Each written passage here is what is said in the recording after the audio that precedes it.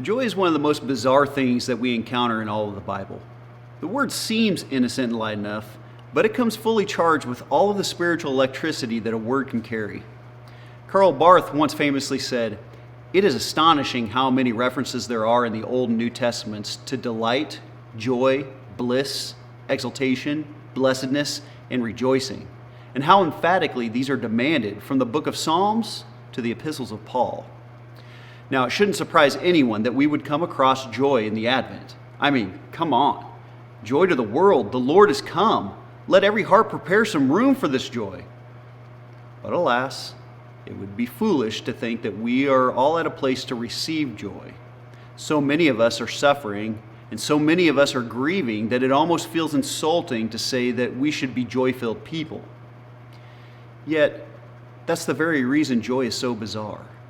In almost every context that joy is mentioned or expressed, it comes with attachments. For example, Paul says in 1 Thessalonians 1:6, "For you received the word in much affliction, with the joy of the Holy Spirit." Now, the word translated as affliction is from the Greek word phlipsis. It means intense emotions. I'm guessing that there are more than one of us who have adventured this Christmas season with intense emotion. Yet that's the exact word attached to the joy that was experienced by the Thessalonian believers. C.S. Lewis wrote about his own life, entitled the work Surprised by Joy. He explains that through certain sufferings in his life, he never expected joy to be his companion, yet it showed up. His friend and fellow author J.R.R. Tolkien of the Lord of the Rings fame helped him more than anyone else to understand the surprise of joy. In his last book of the trilogy, he explains the joy of the story, and he says this: "The surprise of joy is not escapist, it is not fugitive, it is the miraculous grace. It's the sudden joyous turn. It does not deny the existence of sorrow or failure. The possibility of those is necessary for joy to be the joy of deliverance.